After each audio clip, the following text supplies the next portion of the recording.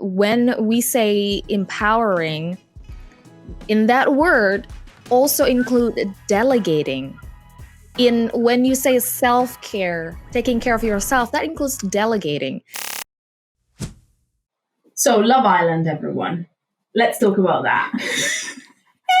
Oh, the goss. What's happened this week? So wait a second, Steph, though, because before we went on air, you were telling me that you were watching, the two of you and your partner, Lisa, were watching Love Island. Does it mean that you were actually watching it or just stumbled upon it? Because that's now where the first question comes in. Was it actually a conscious, like, let's look at what's happening on Love Island this year?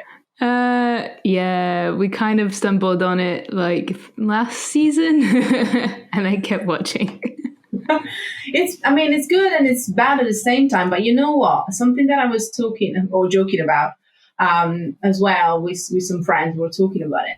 I think you don't realize actually the huge marketing machine that Love Island is. I wouldn't say that it would be kind of ethically in line with the values of alt marketing school, but God damn it, they can teach you a lot about how they revived it. Because when you think about it, I think Love Island took itself a bit more seriously before. So it was, people would watch it because they really wanted to watch it. But I think now there's a sub-level and a sub-layer of people that watch it or conversations that go on. And it almost revived the whole thing. It's honestly fascinating, aside from the fact they made us realize that we're both very old. I wouldn't say old. A bit more mature. But it's fascinating, and sometimes I talk to people and I say to them, listen, like, honestly, inspiration for marketing can come from any place, even some places that, again, maybe start off not having necessarily the best track record. But I think the storytelling piece, it's second to none, like, especially in the last couple of seasons, and the way that people are using it for like pop culture references, it's annoyingly good. You know what I mean? Yeah. I think most of the reality TV shows have been sort of bombs of marketing when you kind of break it down, like within all the eras of like Big Brother and then all the reality TV shows. Because on the basis, like you say, there's not much to a show, but then it's how do you target the people, and you can also see like the very specific demographics or like the language they use. And I think all that wrapped up together, you can kind of, like you say, it's not exactly the best show in the world, but it does attract a lot of views and a lot of people that then interact with it.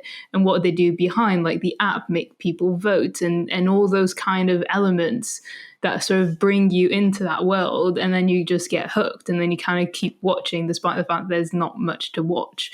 So I feel like a lot of those TV shows, like you say, there's so much to learn from them if you actually sort of break down like the structure and the what's going on behind the scenes of what they do. And I think that's great learning points as much as, guilty pleasure of watching something a bit silly. And also, love what you mentioned there, actually, because, when you mentioned about that connection as well and kind of understanding the viewers, it reminds me of, like, we talk so much in the certification about kind of marketing audience personas as well, but in a different way, like looking at the kind of buyer psychology and the customer behaviors, and something that we call consumer insights, which if you haven't heard of before, then if you do join us, we do kind of break down how consumer insights can actually create a deeper and more almost like an inside conversation with your audience. And I think that's a big part of where the win is. I love how they mentioned the app as well. And so every single week when I'm looking for new tactics and interesting insights that then we share also in our student community within the course library, I always love to actually not just look at, incredible experts that share lovely insights, but also look at other sources and resources, because I think sometimes you kind of can learn a lot of powerful things without looking in the same places all the time. And funnily enough, this week, or over the past week, I found a couple that I think you personally, Steph, would love. Are you ready for them? Yep. Tell me more. The reason why I love these ones, so whenever I look for, as I said, interesting insights for the course library, I look for a variety of things, and sometimes I don't even look, I stumble literally upon them when I'm doing Twitter research and stuff. But this one was really interesting because I personally love the resource as well, which we'll put in the show notes. It's called, I'm going to read it, Ari, I think it's called, or Irie. And it's a great, Ari, it is a great newsletter. And what he does is on Substack. And what he does, he actually breaks down some really interesting research, but heavy marketing research, stuff that even I sometimes struggle to kind of get through. And there were two pieces of interesting knowledge, which I think go more into the buyer psychology side of things than necessarily the quick marketing pieces. But I absolutely love this. So I have to share it also with our student community. But today I'm sharing them with you too. So there's two pieces to this. You want? There's two pieces to this. And the first one, and they're all related to pricing, which we know can be contentious. The first one is that 0 is better than free when it comes to pricing. Now, would you have guessed that, Steph, that 0 is better than free? No, not necessarily. I'll tell you why. Because I was the same. I read it and I was like, does it really? And then it's really interesting because it's just a psychological effect. And the reason why it works is because when it comes to our preference for promotion, it's really affected by the way it is presented. So when we attach a price point, not time point, a price point to something, we actually do it by numbers, right? So whenever you think about attaching a price point, but it says free, we actually don't read free as an offer, but we read free as just a name. Whereas when we add the price plus 0 on it, it kind of feels like it's free, which I think is actually pretty genius. So it's a very simple change and it's not huge, but actually in reality, according to this piece of research, when people were presented with the option of either going for something that was free or that cost them $0 or £0 or €0, they found more intel to click on the 0 than the free because they actually felt that they were saving some money as well, instead of the assumption that it was going to be given them for free, which I find really interesting. So is that because we relate the value of the money directly to numbers more so than sort of wording? Exactly. And it's almost like it feels like it's a better deal instead of something that we would associate will be given to us for free anyway. So it's honestly about psychology, which I find so fascinating about. So does that then relate to sort of also with percentage and sort of the money offer? Like if we see like a price with a sort of dollar sign or pound sign to actually a percentage off? I am glad you asked. Segue, because as I said to you, this Substack is actually pretty damn good. And I love all the research, and I love that there were two price point related pieces of research here. When it comes to the big old question, is it better to have a discount with a percentage, or is it better to have actually a number, a price off when it comes to numbers? There's not really a one answer, as always, in life. But interestingly, there is a difference based on the type of percentage or amount of money off a specific price. So when you're looking at something that is a higher price point, now I'm going to ask you, dear listener, and Steph, both to guess. If we have a higher price point, do you think people will be more likely to want a percentage off or to see the amount of money off? Should I do a drum roll? Yeah. I would say if you see a big number of what you get off, I think it might be more attractive. Yeah. That is, so according to this, again, other piece of research, when you're looking at choosing whether you want to do a percentage off or an amount off, anything apparently there is even above £100 or dollars, it's better off putting the amount. But I say in general, what you just mentioned, Steph, if it is a higher amount, it's better off to putting the actual value of money that you're saving. And it's literally going back to the other tactic that I shared, which is kind of like the little cousin. It does feel like you're saving more. So for example, just to give you one quick example of this, in our early birds, so we made I did actually test for this. So if I did put, and I did, that people are actually saving up to 45% off, people were less likely to click than when I actually reminded them that they were saving £900, which is quite a lot. But the 45% didn't feel as much. So I think you also have to test with your audience what resonates the most. So that's what we did when it comes to the early bird pricing for the certification. But I found it really interesting because, for example, going back to the first tactic, what you could even do, you could even sign up your newsletter. And instead of saying, join my free newsletter, you could say what you're getting out of the newsletter each week. So get weekly upskilling sessions and opportunities straight into inbox for $0 or £0. And that will make whatever you're doing feel a lot more valuable. Even if the newsletter is free anyway, by saying you can get all of this value for $0 into your inbox might actually get people over the edge more likely than if you were to just use normal wordings they usually will find by newsletters, which I think is really clever. Do you think that would be good sort of A/B testing also? Always, to be honest, this is something that we talk about a lot also off air. I think also Steph, people that don't know Steph that well, is a big fan of A/B testing, like trying different things and see what works.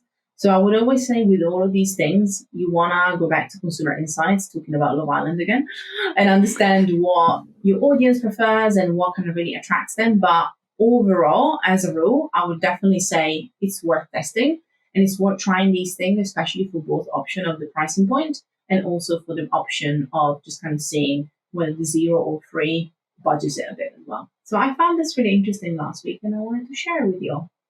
Oh, thanks, Fab. You're welcome. And again, I literally love this because there are so many tactics and so many hacks and expert insights that we share in the course library. And so when I find a couple that really resonate, I like to share them throughout the month. So obviously, if you want more, just join the course library. Every week, there's 1 up to 2 new ones. And we also added campaign inspirations. Is like a new thread that we just added where both myself and also members of the community can share some really cool visual campaigns or even ads or videos, because I find that also helps me. I generally find that more you look for inspiration around you, the more you actually find the energy to try new things. So I kind of wanted to test that, and people actually told me that they really like it and they really enjoy that thread. So I think it's going to stay. So just adding new reflections and insights every single week. Yeah. I think it's definitely worth it. Talking of insights, I think something quite interesting happened last week. And that might be something like an open day. Yes! By the way, you can hear the claps in my brain. So dear listener, sound effects.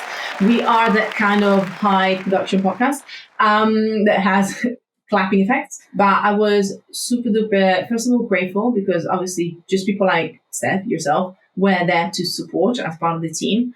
And also we had our panelists, we had obviously lots of people actually joining live, which was really exciting.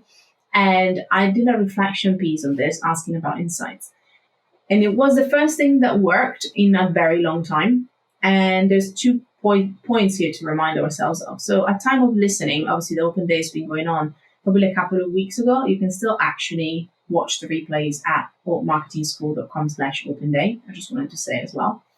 But what I found really fascinating as well was that I forgot that probably 80% of the things that you experiment and try will not work.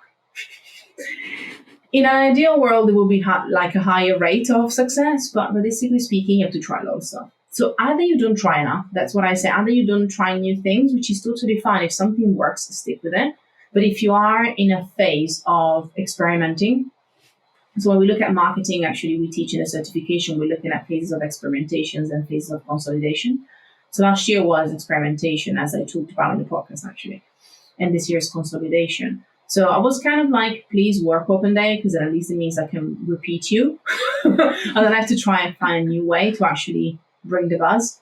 And it worked. And I think there's 3 things for me that work. And then I would love to hear, Steph, what also you think worked when it comes to the open day. So when it comes to me, I think one of the things that really worked was understanding what format would work well based on your audience and your needs.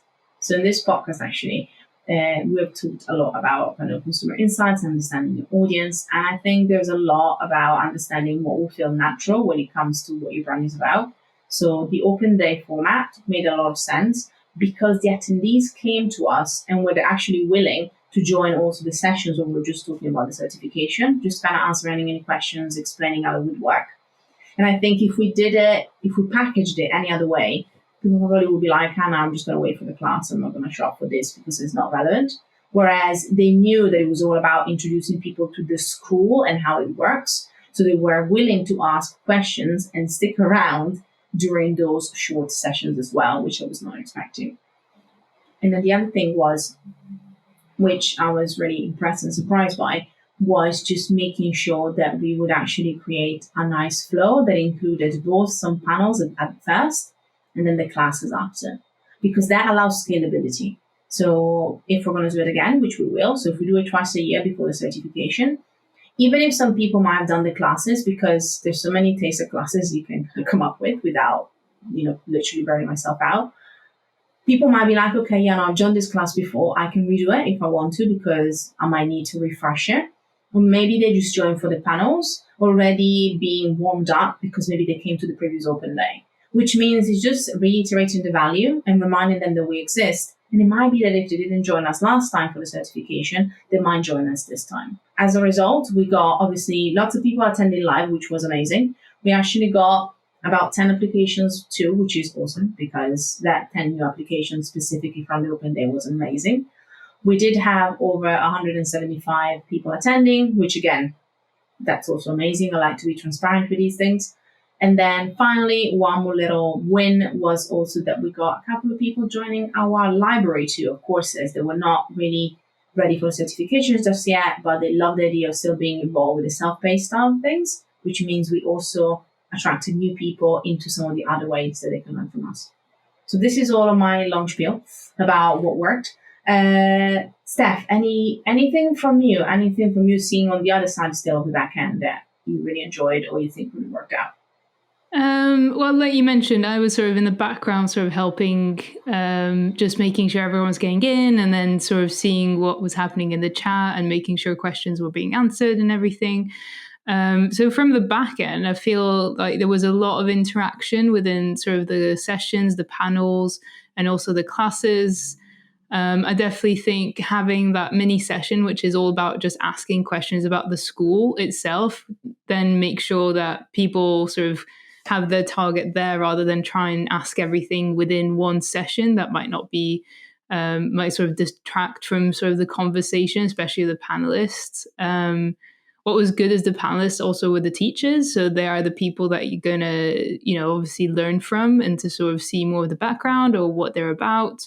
And just the taster class, I think, also was kind of really smooth going and giving sort of a taste of how a class is run and what kind of things we cover. And as sort of a tactic to have an open day for the school, I agree with you completely. Like, it made sense that the format was an open day because it's a school. As I mentioned before, for me, it's a bit like thinking about university. Before you go to university, you should attend an open day to sort of get a feel around. And in this case, is also offering, potential students or people that are just interesting a bit of value too. So we had like workbooks to download to sort of help you through the sort of mini classes and actually be able to take something away from it, not just sort of watch and not feel like you can sort of get your teeth in with a bit of something to action. I think there's a lot of takeaways from sort of the 2 days and the subjects we covered for people to sort of get a taste, not only for the school, but as you mentioned, like we had the library tour on offer, and that's sort of that stepping stone of if you're not quite ready for the certification, you can sort of get more value from those two. And then, just as a tactic of introducing the school, maybe on the next open day, if we changed up obviously the panelists and the sessions, people sort of get more value even more from that. And maybe at that point, they're ready for the certification. And actually, with that in mind, I wanted to give you a bit of a feeling, dear reader. If you have missed our open day, again, no problem, you can watch the replay or markdschool.com/open day, as I said. But I also want you to hear a couple of extracts because I thought, well, if you're not sure whether you want to commit, which I appreciate, we're all busy, I want you to hear from our panels. First and foremost, we're going to hear a short extract from our leadership in marketing and beyond, which I think it was a great panel all about different skills and also understanding the role as humans when it comes to different strands of leadership. Well, we have the amazing Becca Leopard and Britta O joining us. So we're going to hear from that one first, and I really hope that it inspires you to kind of understand how to make the most of your leadership skills and why everybody is a leader in their own rights. What are, let's say two, Rebecca, I'm going to start with you. What are maybe one or two, again, essential skills for leaders or skills that you love to see people cultivate in order to improve their leadership and kind of get that confidence as well? So what's the question? How to get confidence? Leadership skills. What are some leadership skills that you would say are essential? my answer would be all of the above, the classic primary school answer. But if I have to rate it, the top one would be empathy. And the reason is because, oh my goodness, that is one tool, like a Swiss knife. You can use it first and foremost because of the context. You can use that for marketing. You go nowhere without an empathy map, all right? That is one thing. And two, you can never read anyone's mind, but you can personalize the way you communicate, the way you lead, the way you even the way you give feedback, the way you personalize it to each quote unquote audience stakeholder who you're dealing with. Okay, so that is because then after knowing who you're dealing with, you empathize with where they are, then you know how to then get them be more resilient, get them be more confident.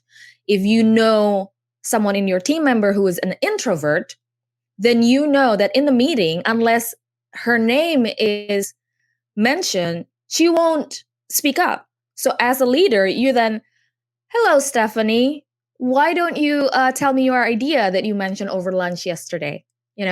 Things like that. I love the personalized touches. I think it's not such a great reminder as well, how then we can use it to kind of really speak to people, as you say, without reading their mind. There's so many things that we can learn by behaviors and understanding and just listening and looking, which I think is so powerful. Mm-hmm. Britt, what about yourself? What comes up for you when it comes to skills for leaders? Does it have to be one of those choices? No. It can be literally whatever you want. I'm only asking because they are all incredible skills, but I was thinking a little bit more of like piggybacking off of the empathy. I think it's really, really important as a leader to give yourself empathy and to focus on your self-love, because if you don't love yourself and pour into yourself, you can't pour into others. You just can't. You will drain out, you'll burn out. It's really hard. So focus on loving yourself, focus on giving yourself grace and empathy. And then just from that self-love, you'll just immediately start to love others more, and immediately just kind of like, you'll start to empower people just from that alone. And you'll just naturally kind of guide yourself into a leadership role just because you want what's best for yourself and the people around you, and it'll just happen. I love that. Yeah, Amanda is dealing with that right now. I hope you're handling it well. But when we say empowering, in that word also include delegating. When you say self-care, taking care of yourself, that includes delegating. There's a lot to say with delegation, because yes, some might have problems with control or anxiety in delegating, but at the same time, again, being a leader, you have to be brave. But then when you're empowering someone, it's not just like dropping, here you go, figure it out yourself, but more like, okay, this is how we do it, right? If you do have ideas on how to make it even better, go for it. So that is like, I love that Brita mentioned about taking care of yourself, because yes, absolutely. If you're burnt out, you're going to be the worst leader, worse than when you're PMSing, girl. And then just because it's Christmas, even if it's not Christmas, because that will be weird because it's only February, I'm going to give you yet another extract from the other panel that was all about impact and purpose and understanding the role of trends and changes and new tools in marketing, when we had our amazing advisors and teachers. So we had our teacher, Hannah Flores, who teaches content marketing, and we had Veronica Wood-Morales, who teaches marketing funnels, as well as our advisor, Raz, who is just amazing, talking about also copywriting. So We're going to hear about, obviously, one of the most talked about topics for probably the first quarter of 2023, which is AI, and just understanding how we can use every new tool and harness it as things evolve in marketing as well. What's happening in the world and some of the changes that are happening and some of the trends and the new tools. Things are evolving and technology is changing, but how do you think these changes are shaping up the way that we are marketing and that we are actually, setting up customers' expectations? Let me explain. How can we use new tools and how can we use different techniques, but also still be transparent with our customers? What are some of the positives and the negatives? And so what are some of the risks? Putting a tool out there, AI, that's kind of what I'm thinking about. So maybe let's use that as an example. Veronica, I'll hand it to you because I know that we're talking about it earlier on, so it's coming. But I think it's a really interesting debate, and I would love to start that when it comes to, impact and purpose. Yeah, oh gosh, so much to say on this. I'm sure the others will have some really interesting views as well. So I think in terms of tech, so again, going back to my 15 years, it's kind of a very short time in the world of, the universe, but in marketing, that feels like a really, really long time in terms of how marketing worked in the noughties. It was so different to how it is today. I think with tech, things are so much easier, so much more transparent, but I think we've lost so much trust with people in terms of privacy and tracking and so on. So I think trust is harder to build, but once you have it, it's a really, really valuable thing to have in place. And AI, I think, ties really nicely into this. So I think if it is something that you use and you rely on nothing else, it will have a huge impact on the trust that your customers have with you, because it'll be obvious that it's, not written by you or you've overused these tools. Whereas if you keep the human element and the relationship, that is something that will maintain the trust and the relationship that you have with your customers, which is one of the most important things that you can have. And it can take a long, long time to build that up, but it can be lost so quickly. So, I'm thinking of a scenario where, you bring in a marketing team and maybe you're not quite sure what they're doing. And if you go too far down the route of not respecting privacy or trust, you can really burn some bridges there. Before I ask my fellow squirrel friends to come and tell me their thoughts, thank you so much, Veronica, because I think you started us off on a great foot, and I love that you really talked about actually how we use these things and the choices that we make. I also want to know in the chat if you want to let us know what are some of your thoughts and kind of give us some ideas in the chat of, how do you use different tools? How do you use them? How do you see them kind of shaping up also how we're going to go into 2023 and beyond? I'll keep an eye out, and obviously we can look at some of your thoughts. You've always been so proactive, so I wanted to encourage you to do that.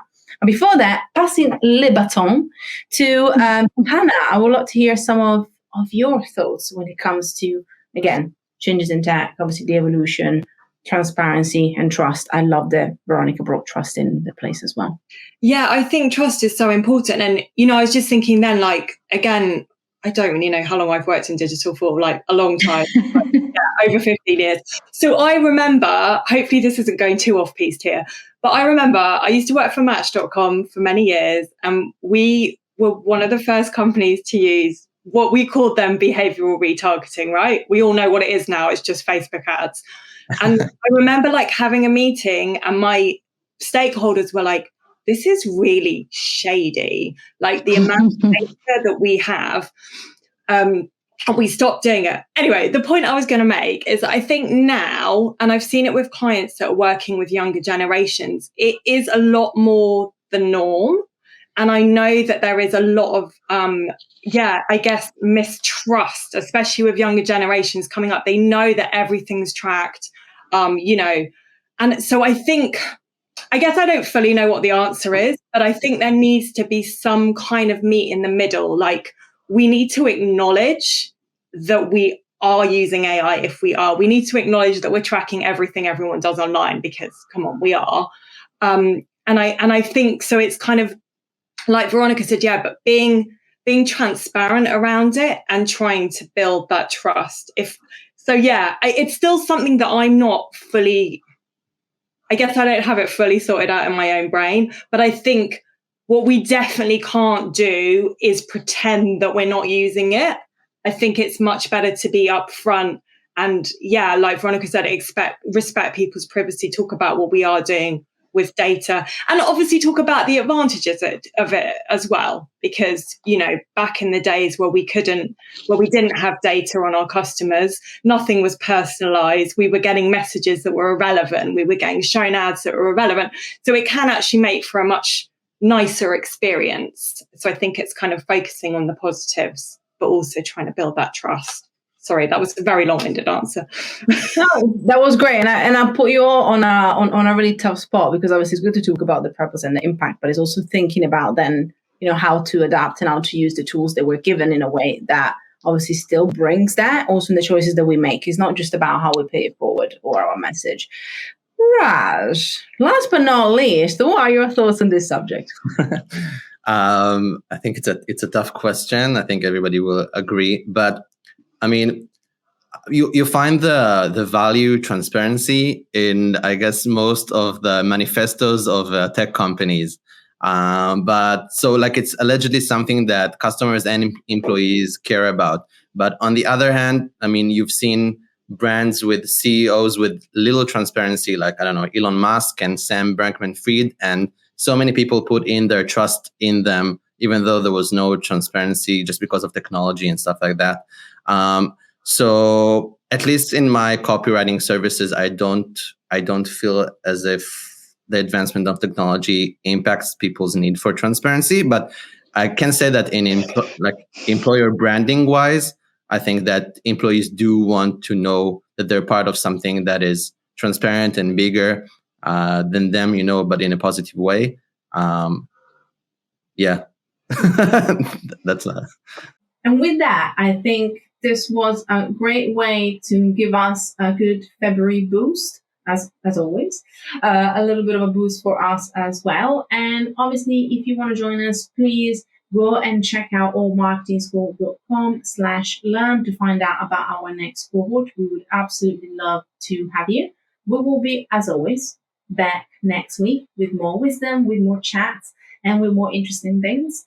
And obviously, if you want to let us know about anything else that you would like us to talk about, or any cool things and tactics that have worked for you, if you want to suggest some for us to talk about, you can just find us at All Marketing School on Instagram or All Mark School on Twitter and anywhere else. Steph, thank you so much for joining me again. It was a pleasure to have you and chat about Long Island. You're very welcome. I look forward to the next episode tonight. And until next time, class dismissed.